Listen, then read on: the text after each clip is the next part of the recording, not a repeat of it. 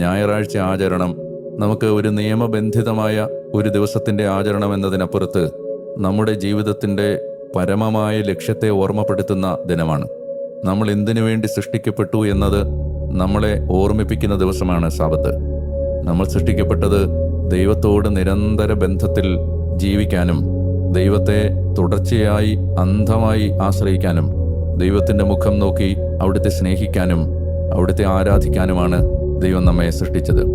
അതിലൂടെയാണ് നമ്മുടെ ജീവിതത്തിൻ്റെ ഫലദായകത്വം ഉണ്ടാവുന്നത്, നമ്മുടെ ജീവിതത്തിന് നന്മയുണ്ടാവുന്നത്, നമ്മുടെ ജീവിതം അതിൻ്റെ ജന്മ ഉദ്ദേശത്തെ പ്രാപിക്കുന്നത്.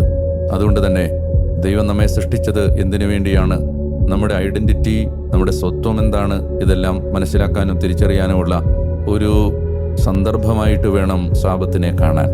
അത് ജോലി ചെയ്യാതിരിക്കുന്നതോ പള്ളിയിൽ പോകുന്നതോ മാത്രമല്ല അതിൻ്റെ ഉള്ളടക്കത്തെ നിർണയിക്കുന്നത്, മറിച്ച് നമ്മളെങ്ങനെ ആഴമായ ഒരു ദൈവബന്ധത്തിൽ ജീവിക്കുന്നു എന്നതാണ് സാബത്തിനെ സംബന്ധിക്കുന്ന പ്രധാനപ്പെട്ട വിഷയം.